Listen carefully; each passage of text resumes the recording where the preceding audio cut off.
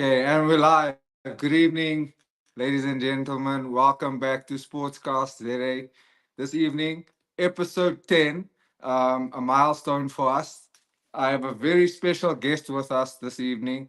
Very talented as well. I think probably one of the most talented people I've seen across multiple spheres in my life that I've come across. We have with us an educational psychologist, a lecturer, national hockey umpire, and an actor. Yes, a real actor, guys. This is exciting for me. JP, Juan-Pierre, Moller, good evening and welcome to Sportscast today. Thanks for being here. Good evening, Reese. Thank you so much for having me. It's amazing to be here. Awesome. Obviously, you just came back from lecturing now. Do you want to tell us how that went?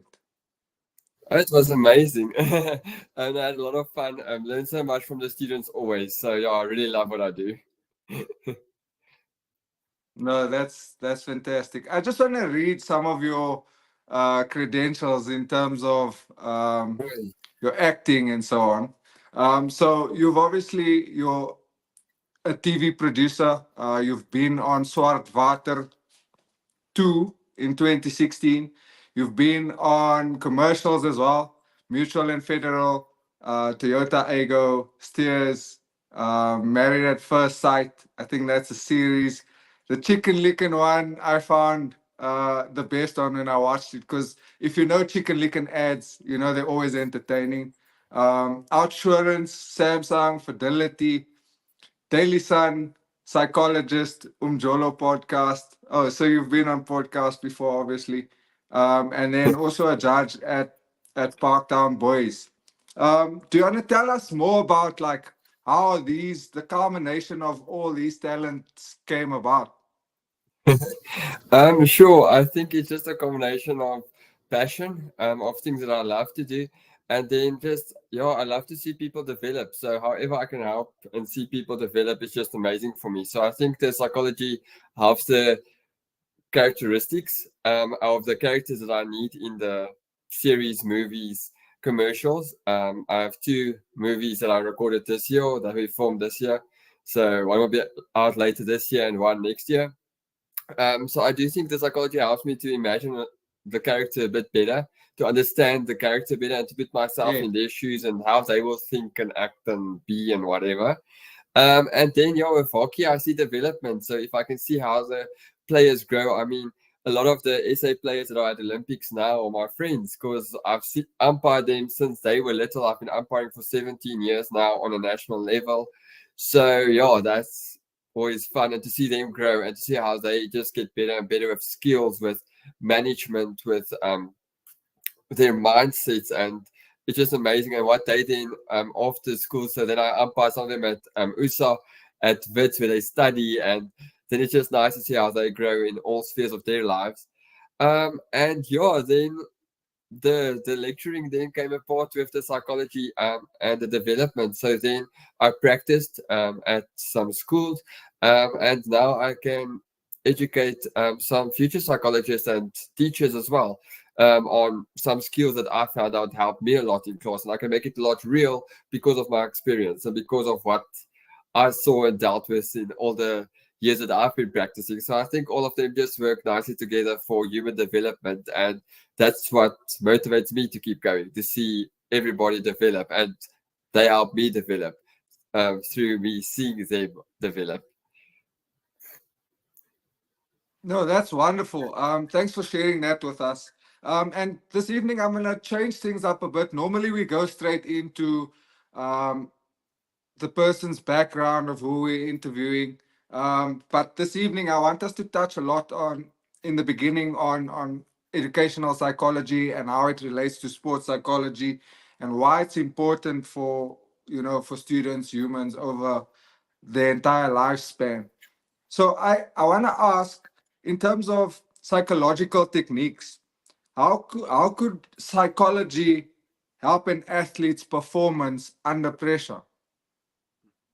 So I think that is what makes sports psychology so amazing. It's like the body, mind, and soul all work together.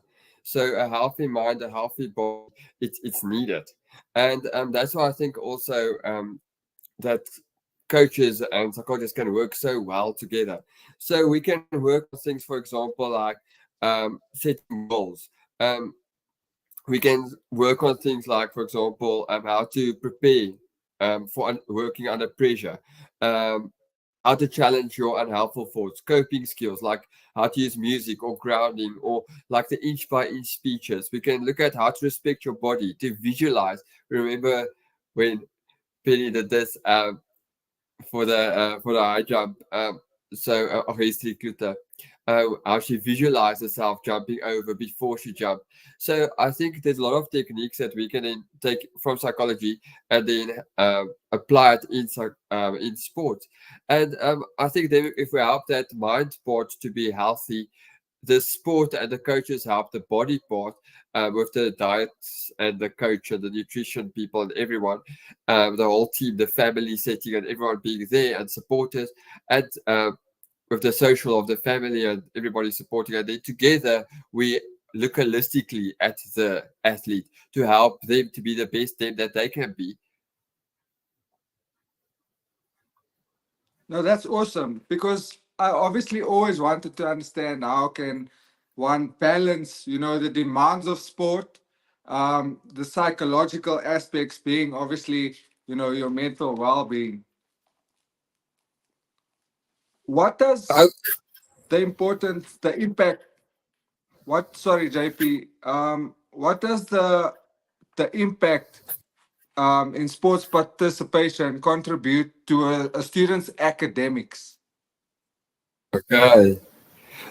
So there's actually a lot of stuff that influences it, and I love it. So, um, like one thing that we always say, and it's so fascinating to see in schools, but a lot of the time the parents will punish a child um, through taking away their sport practice. And for me, that's the worst thing they can do. Yes, it takes a lot of time to do sports, but um, there's such good things that come from sports. So, for example, we saw that it helps people with routine participation in physical active. Actually has a positive relation with your attention that you have in class. You absorb information better, you recall it better, so it also helps your memory. Sports also help your blood flow, that influence your heart rate, and this then helps the cerebral zones to improve your skills and knowledge in your brain. Then it improves your memory, it reduces stress and anxiety, it lowers risks of Alzheimer's and other neurodevelopmental challenges that can come later in life, and also supports cognitive decline so that your cognition doesn't go regress. Why does this help? You might think so. It actually releases endorphin. So I won't go too deep into all the scientific names, but serotonin that is released when you do sport, so that helps relieve anxiety. Dopamine, that's your pleasure hormone, so that makes you feel happy, so that releases when you do sport. And then neuropinephrine. So that's the English word. Sorry for that, but that also helps you. Yes. So for better attention. So all of these things that you can translate that back into class. And we saw overall, if we do studies, that people who do academics, culture, and sport actually do better academically. But it comes with time management. It comes with other challenges. But these challenges can then teach them skills again that I think we will touch on a bit later. Yes, absolutely. Speaking of skills, um, how does one develop life skills and teamwork from a psychological perspective? And like, what does how? Sorry, can I rephrase the question? How can sports involvement contribute to develop life skills such as teamwork, leadership, etc.? Yeah. So I think I learned this the best when I was a teacher for the first time ever in my life. I just had my PGCE, so I studied for 4 years. And yeah, I start, and they tell me, I'm like, yeah, I love hockey. I can coach the hockey boys. Yeah, good. And the school tells me, oh, so you're also coaching cricket tomorrow. And I'm like, okay, I played cricket many years ago, but okay. And then they're like, oh, but you're also umpiring the match of the team that you coach. And I'm like, okay, I'm not prepared for that yet. And then I learned that you actually get thrown into the deep end, and that's where we learn to swim. So please don't do this practically at home with your child. If they can't swim, don't throw them in the deep end. But I Yes. do think that in the sport, they learn how to do teamwork. They have to be part of a team and together work with setting a goal for the team to achieve. If we think about relay, if we think about rugby, hockey, and team sports, but also leadership, you can become a leader, but also a good follower and a good listener. So I do think that comes out. I have to have good communication and social skills get developed. So yeah, you might get bullied at sport, and then you learn skills to how to deal with it. Or you're going to let that get you down, or you're going to move to a different sport, or you're going to use that stones that the bullies throw at you to build your empire. Who knows? Or to improve yourself to then have better skills so that you get your best performance. It can help with time management, for example. And I see even with students now at university level that they still have challenges with time management. And it's interesting to see who of them actually did sport and who of them actually just watch sport. So it's quite interesting. Sport will also help you with things like problem Yes. solving. Yeah, so I know we do math, but problem solving in sport is also very important. Also, emotional skills. So, how to understand yourself, how to push yourself when you can't anymore, when you're drained, when the time's almost over, when you're equal and in a pressure situation, how to deal with that. It can also help you with building a good work ethic. And also, what I think is the most important is building respect. No, that's awesome. Thanks for sharing those points with us. The next question I have for you is regarding coaching. What psychological traits or characteristics would you say makes somewhat of a good coach? Um, so if you go research, there's a lot of stuff that's out there, and we even have life coaches that coach people on life. Um, but I do think some of the things that sport coaches need is, for example, they must be positive, enthusiastic, supportive.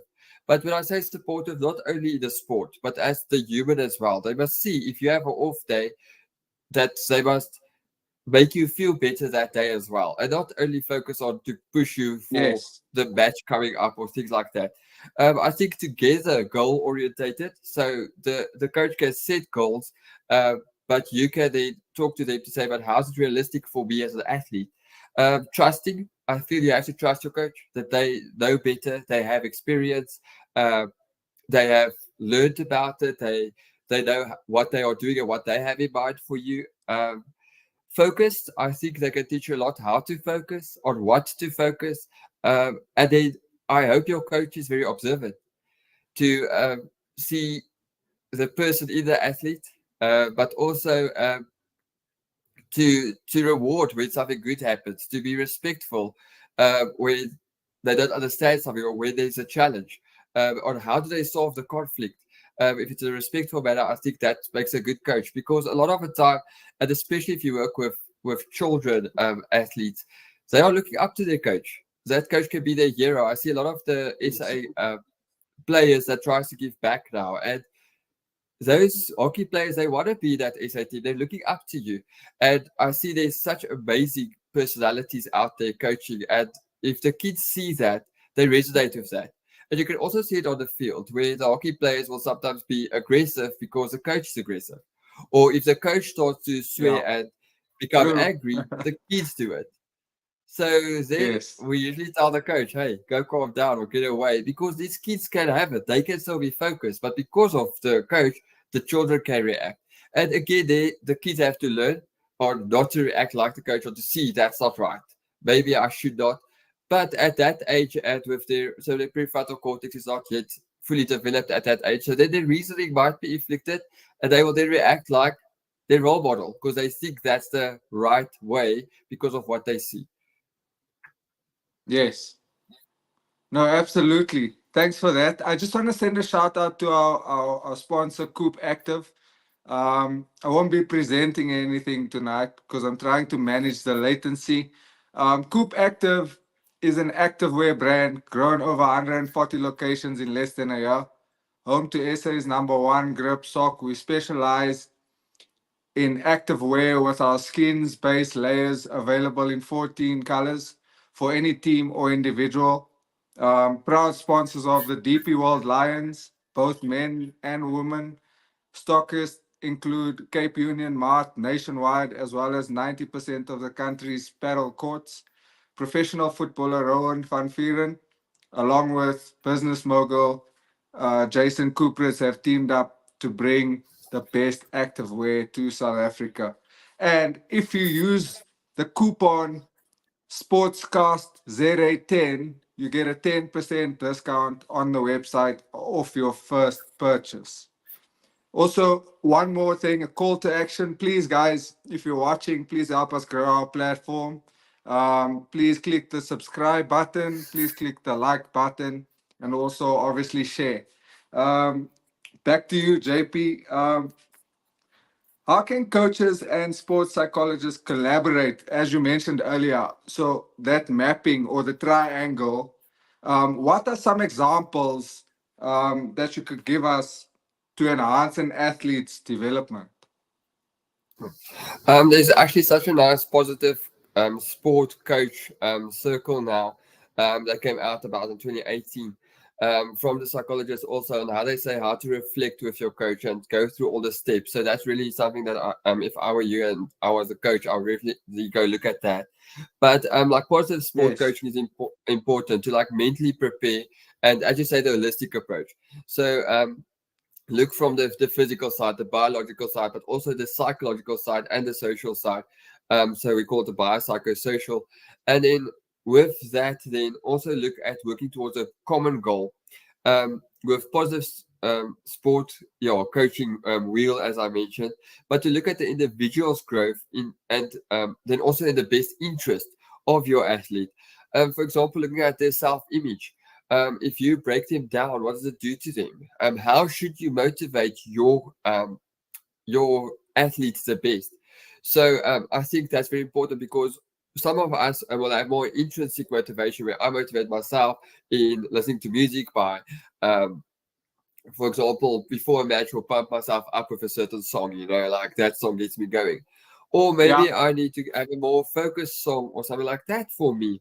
So I think together with your coach, you must say, but what's my motivation? What is my language that works for me? If you're going to shout at me and make me angry, is that going to boost me? Like what we do for some of the boxes that you have to get them ready and in the spirit to have their fight?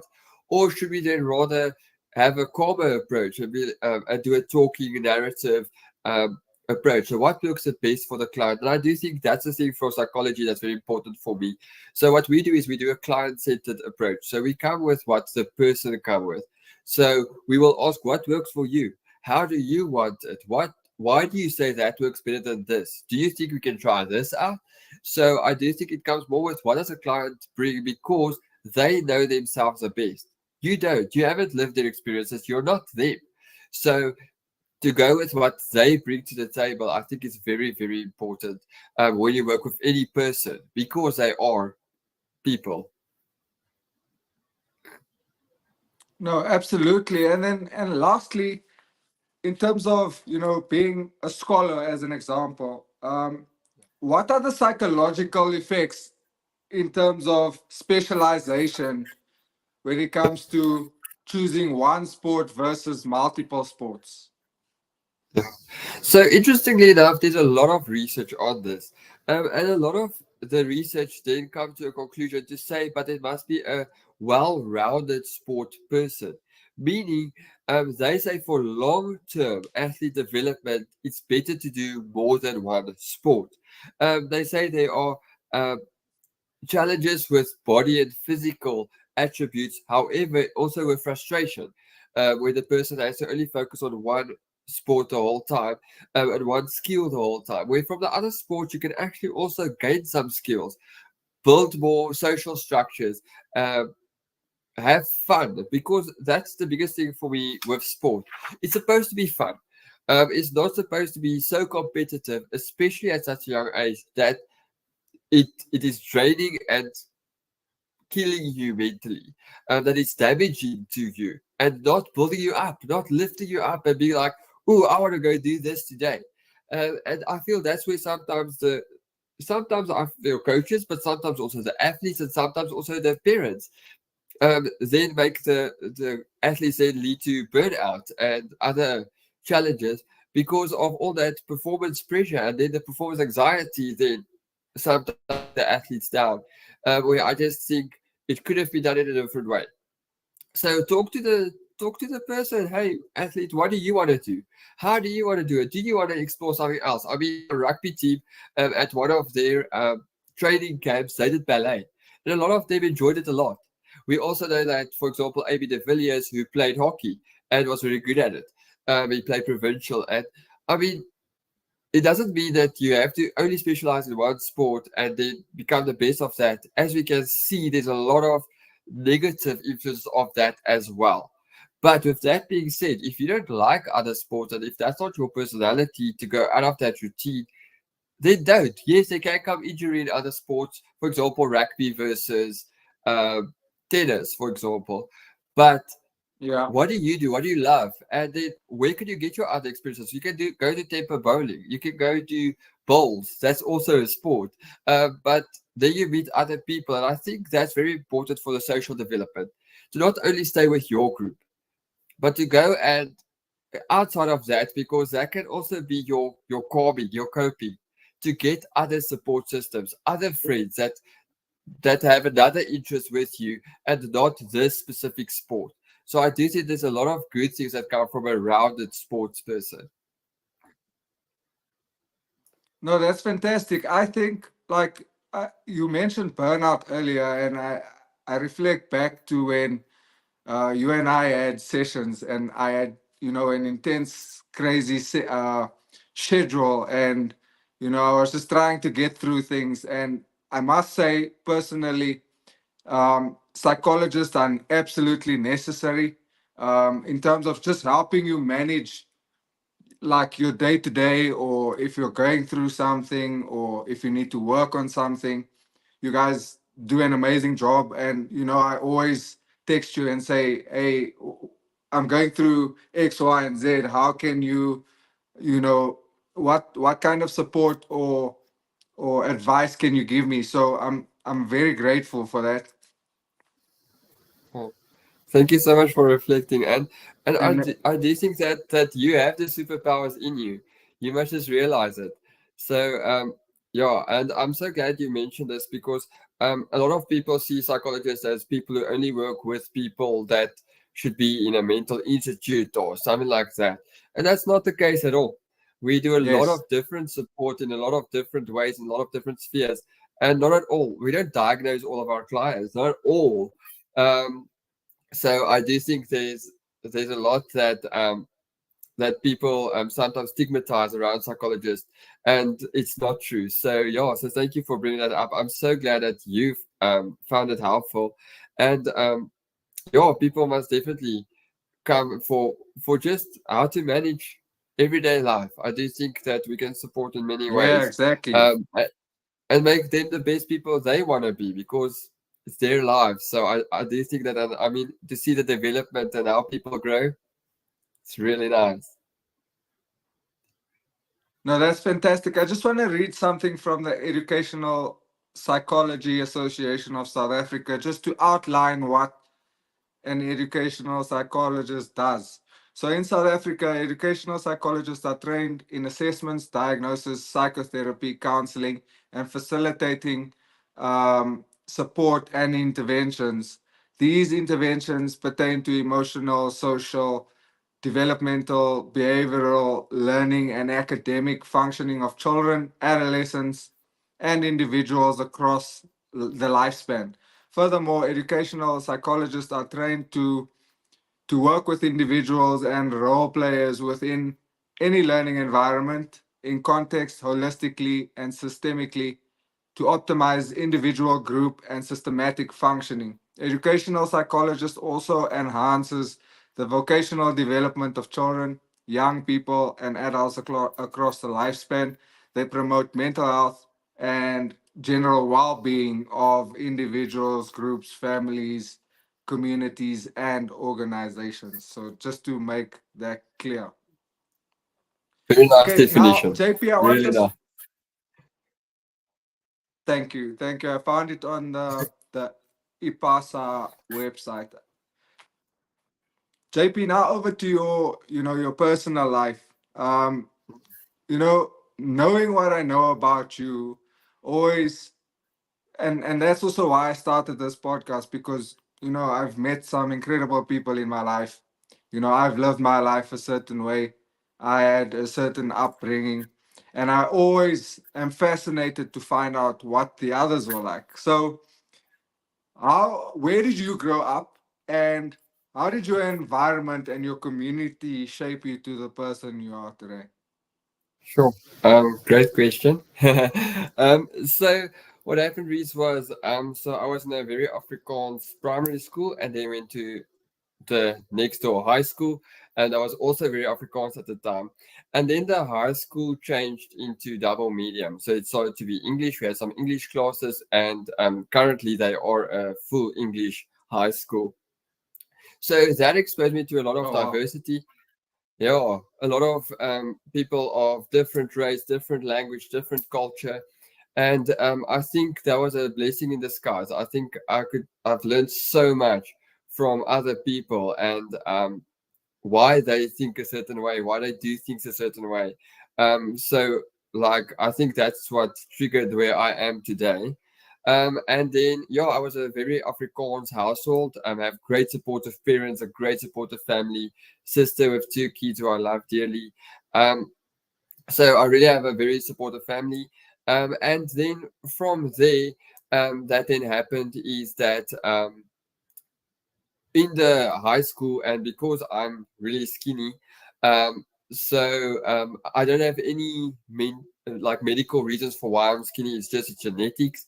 But then because I'm skinny, I was seen to be not the Afrikaans rugby strong guy, and therefore Yes. I started the boys hockey team at the school after a lot of cultural stuff, drama, acting, singing, in the East Rand Youth Choir and stuff like that. And then I was bullied a lot for it, because how can I do the choir thing? Because there was stigmatization about guys doing choir.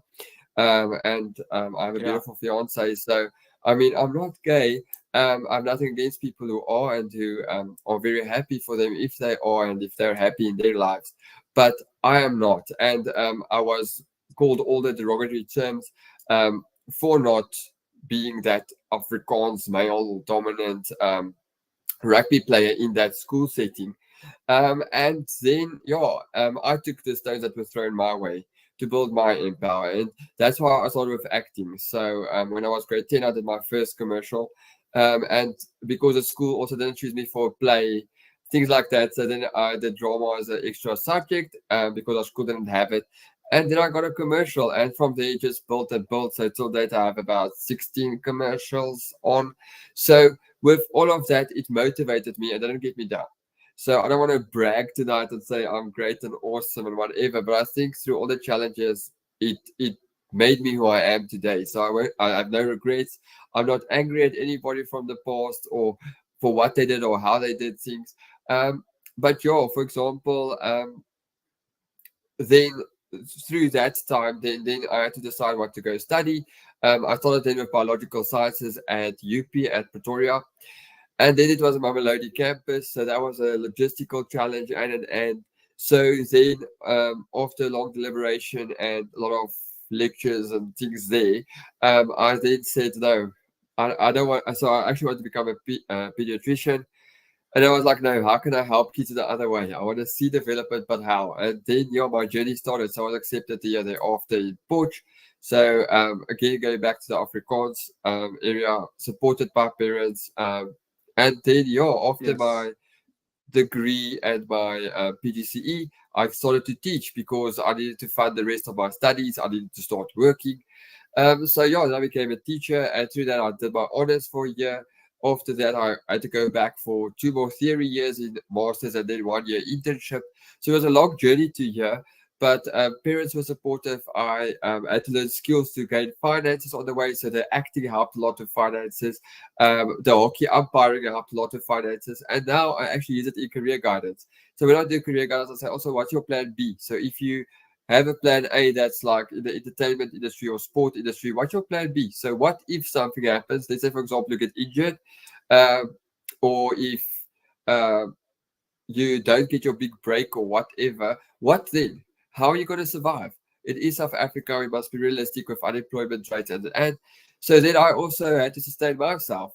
I had to get my honors because I was full time, and then how to do masters and how to do practicums on weekends because I have to work in the week to make money to fund petrol and all of that stuff. So I do think, yeah, through all of the challenges, I learned so much, and I now try and help others through my experiences and to teach them that hey, life's gonna be tough, and you're just gonna be tougher. You're gonna learn through those challenges. It's not a problem. It's not an issue. It's a challenge. So say challenge, accept it, and use that to motivate you.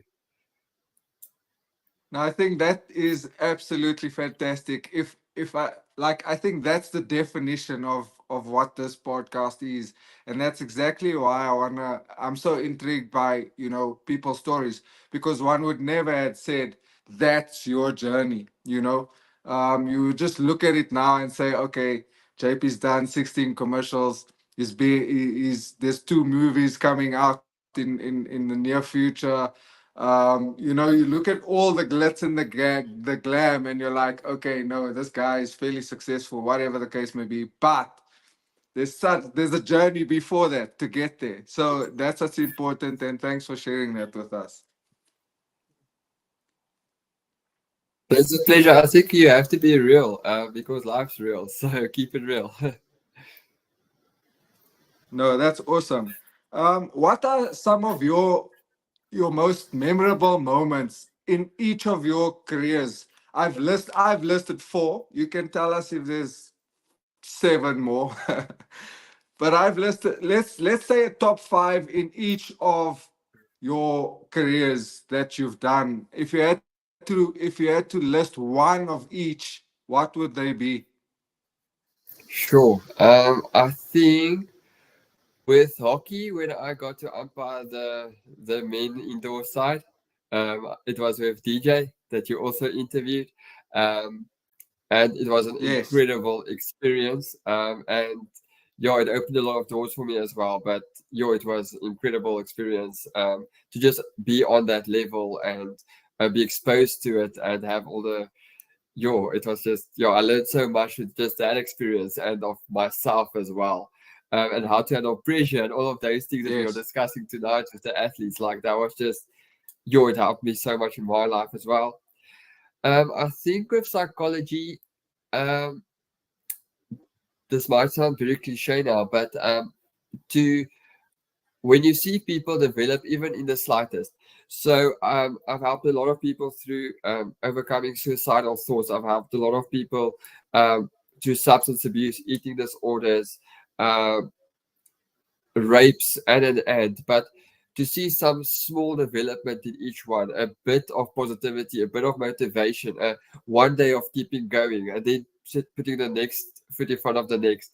That is the most rewarding ever in this life. It is for me way more rewarding than money. It's way more rewarding than any physical thing. When you see a child with who is diagnosed with autism who will come and speak to you, those things, it is that is just that makes my day. That makes my life. Like I think that's the highlights of psychology for me.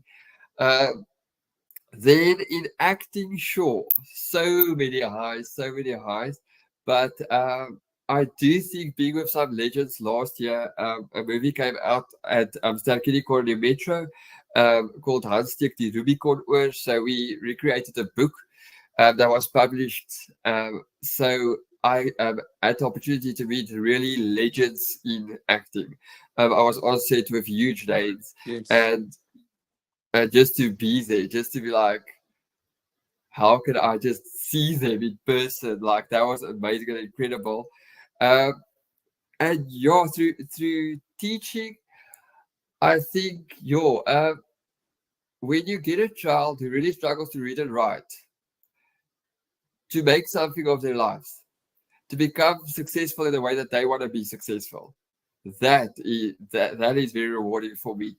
So I was teaching at a school called Eden Glen, and like for example, Taylor comes from that school.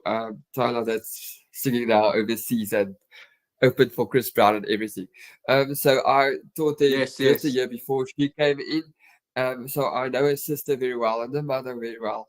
Um, so things like that. It's just like if you see the people excel, yo, that's nice. Like they didn't give up. They were resilient, and if a student will put this on Facebook and they will you will see an invite or whatever. Then on the picture you will see they are now a doctor or what a artist or the ones that great tattoo artists now super happy, super content, having families, then you know, hey, if they say thank you, JP, for this, or you taught me this, or yo, that is so rewarding. If they remember you, if you walk in the mall and somebody says hi, one of your Yes. students, ex-students, hey, that means a lot. Now at university, when they come and say, hey, because of you at the interview, I said this, and then people were like, yo, that's something good. They chose me for a job because I said that, like small things like that, but I feel that's so rewarding for me. Um so so yeah, the growth and development in each one of these I think are really big highlights for me. Yeah, no, I think coaching or teaching, you directly impact people's lives, and you literally, you change their lives forever, because the seeds that you plant, you know, has to be of positivity and of good, deeds, so that one day you can know, like, that kid will always remember a certain discipline that you had taught him, or when you reprimanded them for doing something one day, and now they don't do those things anymore. They remember you. So that, for me, I mean, the love we get from students is amazing. Like, and I mean, it's close to being like a celebrity, like, literally. So being a coach or a teacher is probably one of the best occupations out there, fulfilling, I think, for someone like you and I. And I think you're such a role model. They look Next so question. up to you. So I do think that you make a Yes, huge sorry. difference, but in the way that you are as a person, because I see the person in the coach too, and I think they take so much from that. A lot of the families we work with, they don't have a parent figure maybe or things like that, and I think they then come to their coaches to find that support or that example. For example, especially like we are men now, and a lot of them don't have father figures because are raised by only a mother or child in the households or whatever. And I mean, then we can make that difference and be that positive change, especially if you look at things like gender-based violence and things like that, where a lot of the the research say, yeah, but we have to work with the boy child, we have to work with the boys. But if they look up to somebody, you can show them what is respect, what is respecting yourself, respecting others. I think if they get it from a coach or through something that they love sport, they love it. I think if you do it in that way, you have the key, you speak their language. And I think that's why they idolize the coaches, definitely. No, that's fantastic. JP, looking at your career and the lessons you've learned, um, what would you say, were some of the, if you can list like five serious challenges, if you could deeply think about, moments in your life where you're like, oh, this was extremely hard to get over. Sure. So one I will say is being therapy fit. So therapy can sometimes be emotionally, sometimes a bit draining, if there are some cases and in Oh some yeah, geez. instances. So then you have to fill your cup again. And I think in my early days of my internship and before that, I think it was very necessary for me to learn on how to get therapy fit and how to be able to manage a certain amount of clients that I don't do harm, that I don't go against the ethics and actually do something bad because I'm tired, because I am burnt out. So I do think it was very important for me that I learned that skill very early in my career. Um, Another challenge I would say is um, disappointment from others who you expect a lot from. For example, there are people who are, for example, umpire manager or things like that. And if they disappoint you by their behavior or by gradings that they give that you don't understand or things like that, then you might sometimes like be Yeah. disappointed in their behavior, but still respect them as a person and as a professional. And yeah, then to not let that influence you, especially if I think like some of the parents shouting things. One of the umpires the other day was again hit in a match by school kids. And this umpire is a teacher, and he really developed his umpiring skills a lot. He got graded at the last tournament, and then after the match, the kids beat him up on the field before he even left. And I think those things sometimes Oh, disappoint me. There's a challenge for me, like, yo, we are there for your kids' safety. We are there to support the game and to see the development of the game and the players of South Africa. And then yes. those reactions make it sometimes a bit difficult because we don't want to be a bad example for the kids. And now this reaction happens, and how do we protect ourselves and be safe in something that we love to do and so on. So I would say that in hockey. Um, Another challenge is maybe unfairness. I think the unfair thing when I was an LO teacher and did the practical part, the sports part of LO, um, if you are unfair towards any child, they do not like that. And I think, let's say, for example, the rubric that the department created or whatever, they didn't like it. And then if it's unfair, then I would be like, but how can we adapt this? How can we make it fair for the kids? And I think that was so important to then work with the department, that work with people to say, but hey, how can we make it more fair? It's not fair if a kid has a medical condition or what they cannot run, and now we say if they run this, we give this mark. But if they can't run, what do we do? So I do think that's where I learned it on how to apply concessions to equal assessments for people to level the playing field and not to discriminate. So yeah, I do think that's a Yes. very important thing. Um, and of that as well, in the high school, we became double medium to then learn from diversity. And I try to empower people in every class that I teach on how to embrace diversity. Because I do think in South Africa, a lot of people still struggle with it. And we can learn so much from each other. My friend August, I did a podcast for him, and he taught me a lot of things. He taught me how to dance. I still not great at it, but he taught me. And Yeah. we stayed quiet together, and he's just such an incredible person. But if I didn't allow the space for us to talk, to actually have the communication, then I wouldn't have known it. So I do think that Yeah. people, shouldn't just stay in their comfort zones, but they must allow diversity to learn from it, and to embrace it. And for example, we could speak about what does respect mean to me, my culture versus your culture, and then why does certain things then opposes your culture. And some people say that's disrespectful, but it's part of the culture, and why. So it was such a great Yeah. learning experience for me, that I just think was really important but difficult at the time because a lot of people were against it and peer pressure and an ad that says don't do this and don't do that. And I was just like, I'm gonna go against the rules. I'm gonna break the rules. I'm gonna go and I'm gonna be diverse. And nothing's gonna stop me. So I just think, that a lot more South Africans need that. A lot of us say, we're diverse and we don't judge and we just, but do we really? And I feel just if we all love each other and really can work together, look at FIFA. It can be amazing. We can host an international world class tournament Yeah. if we all work together for the same goals. GNU of Parliament that's created now. If they work together for the common goal of the best interest of South Africans, it's going to be amazing. If it's not for all the other reasons and their Yes. No, personal gain, if absolutely. it's for the country, it's going to be mint.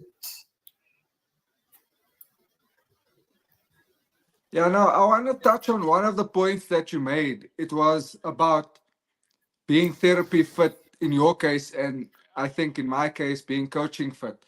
Um, like we pour out so much of ourselves. I realized this recently, the most recent time I contacted you, that you pour so much out of yourself that things become redundant at times as well, and you're like, geez, like what am I doing here?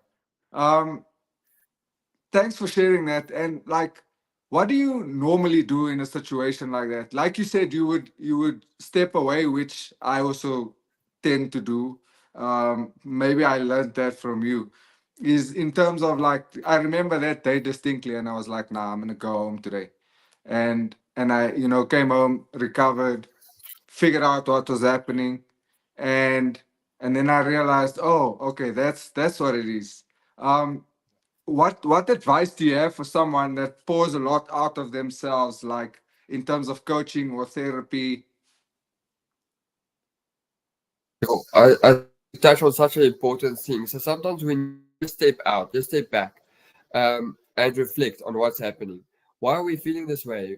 Why is it redundant now? Why um, am I not happy? Why isn't this rewarding for me? I'll teach the kids as well. Go to the bathroom when you don't feel well in the class. Because if you feel like you're going to hit someone or throw a chair or scream or go out of the situation and calm down. So how you can calm down then is you can ground yourself. So for example, I do the 5 4 3 2 1. What 5 colors do you see? What 4 things do you smell? What 3 things did you hear? So I use the senses, the 5 senses, and I just what 5 colors do I see quickly? So that's just to ground me on my way, for example, to the bathroom or whatever, out of the situation. Just for me to calm down and to clear my head, to ground myself. And you can also Yes. do this to sing your happy song. You can do this through, um, so you can sing it in your head, not out loud, but in your head, or that you don't look weird walking and singing, but you can do it in your head. You can scream in a pillow. You can, and then go and use all of your grounding techniques. But then after that, also, after you calm down and you listen to music, you splash your face with cold water. You put ice in your neck. Just that to come back to reality, to you shock your nerve system to say, hey, this is real. Don't overthink. Don't go all over the show with this. Stop, drop, roll. Stop, calm down. Drop, think of 3 solutions Yes. for this challenge that made you feel this way. And now roll. Do the best one. Choose the best one and do that. Which one has the least consequences, bad consequences? Which one will be the most effective? And then do that one. So for me, stop, drop, roll is very important. Um, but the calming down is in the way that you calm down. What works the best for you? So you can go see, you can go talk to somebody, you can go journal, write your feelings out. You can go do mindfulness, go and if you want to do a religious one, go pray. You can do yoga. So whatever works for you to just calm you down and ground you.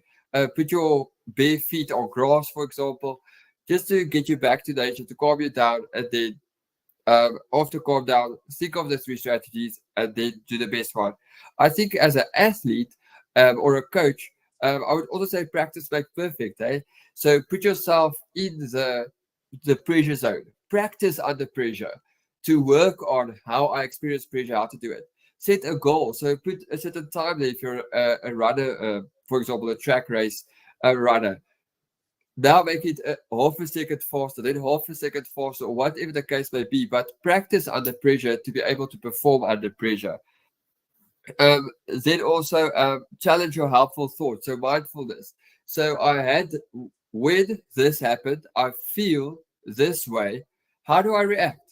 Now, if I reacted this way, everybody was angry. I was angry. How can I do it different? So if this happens again, how will I feel? Still angry, still not comfortable. Okay, but how can I react differently? So then replay the story in your head until you be like, okay, so this is the best way to react for me, that I think will be the best, and then go do what's the best for you. So I do think that coping is very important.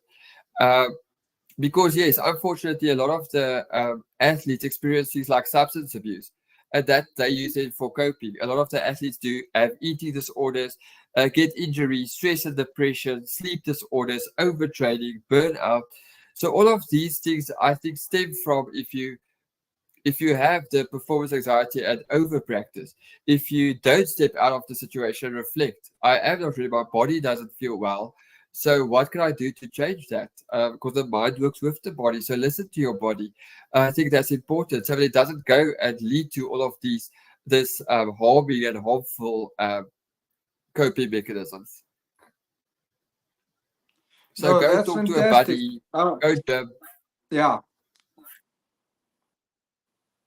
No, sorry. Please go ahead. Yeah, so speak to a buddy who you trust. You don't need to speak to a psych always, but who's a friend, your support system, your parent, your family, who supports you. Speak to that person. Go to the gym or go for a walk. Walk the dog. Playing with animals is great. It also calms people down. But some people are afraid of animals, so that one Yeah. doesn't work for them. Listen to the music that just makes you laugh and makes you feel good.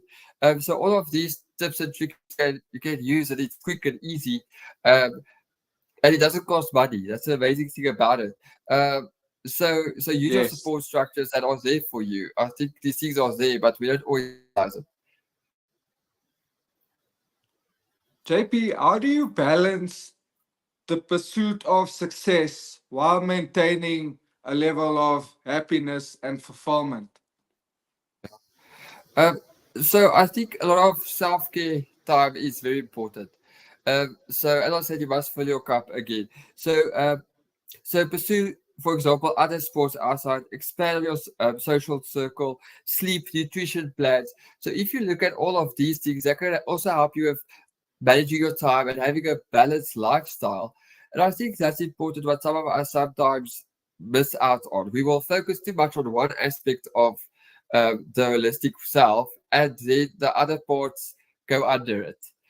So we will be so driven, we have to build our muscles this size or do this or do that, that we then burn out because we don't think of, hey, I actually need to sleep a certain time. Uh, my body needs a rest. My mind needs the rest. So, for example, if kids Yeah. don't sleep when they study, then the work doesn't go to their long term memory. It stays in their short term memory. So they can remember a couple of things in the test if they cram in that night before, but they're not going to remember it in 2 years or next year when they also have to remember that work. They might forget it because they crammed it in, because the sleep is so important.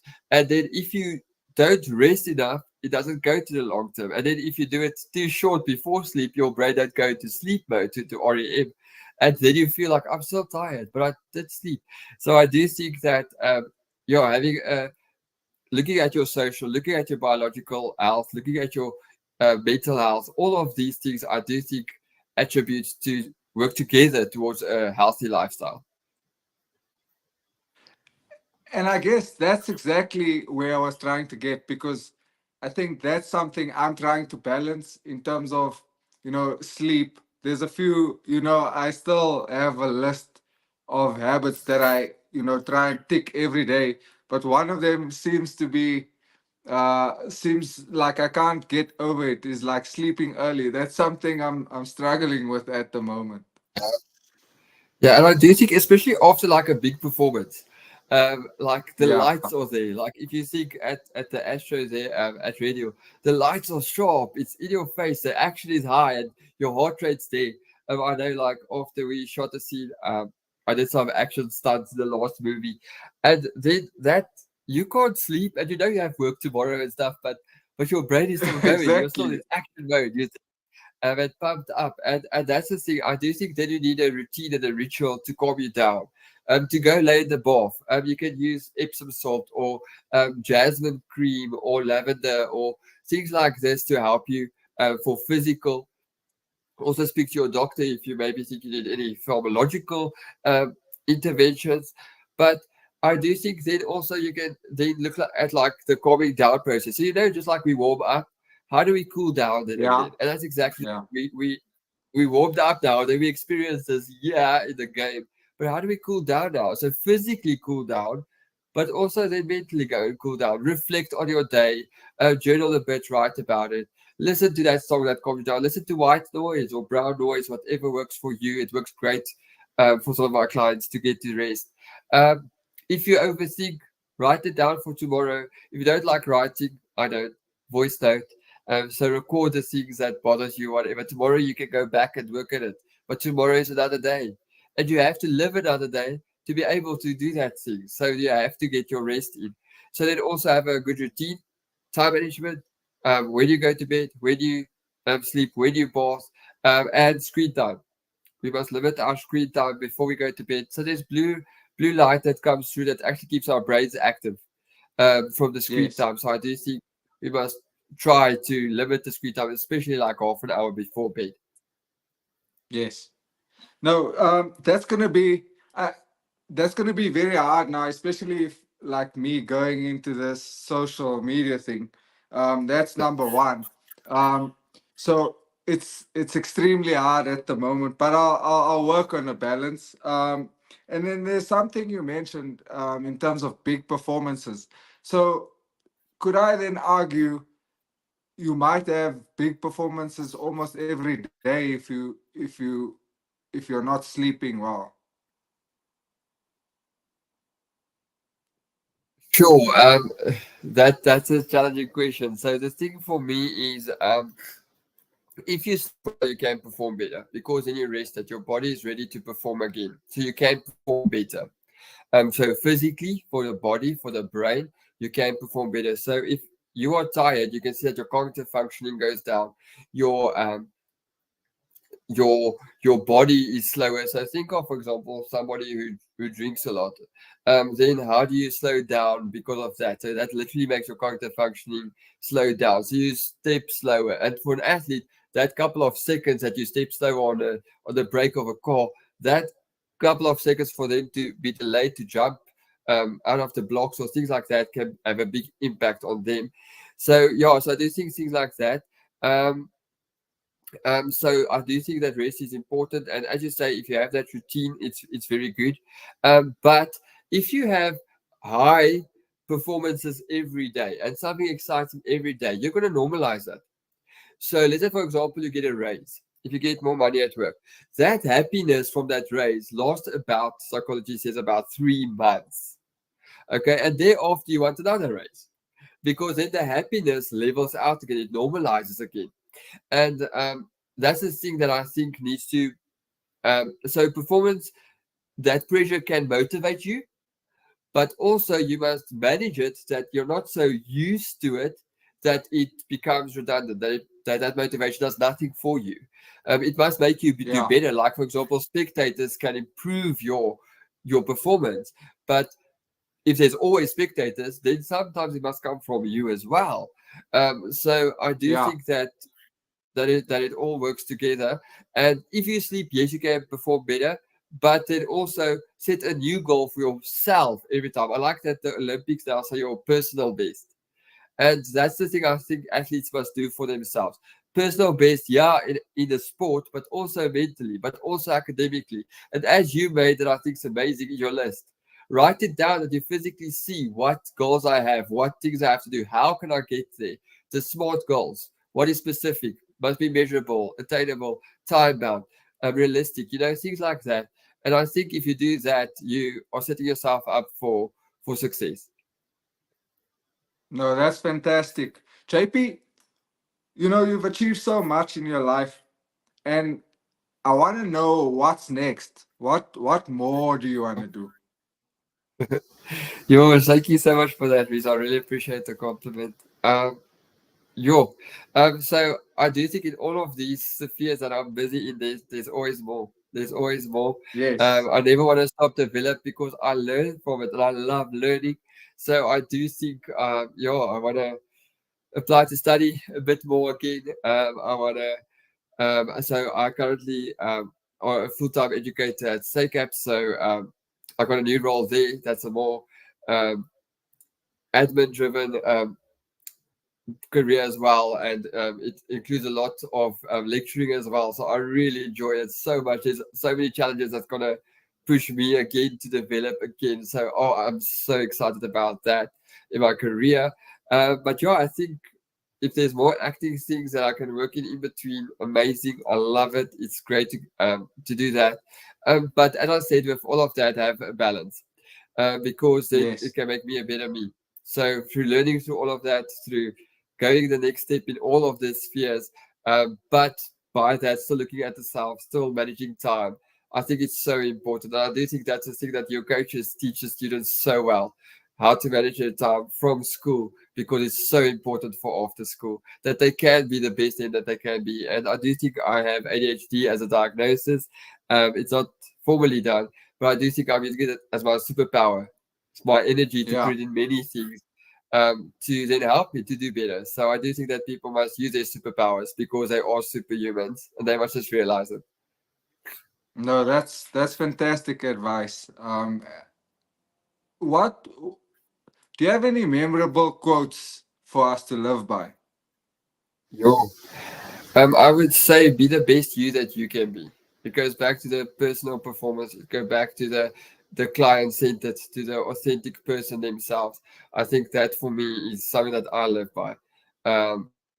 Push myself, drive myself to be a better me in all spheres, in my family life, love life, in my relationship, in my professional well-being. I think just be the best you that you can be. So yeah, I think that's important. That's fantastic. And then finally, JP, what do you want to be remembered as?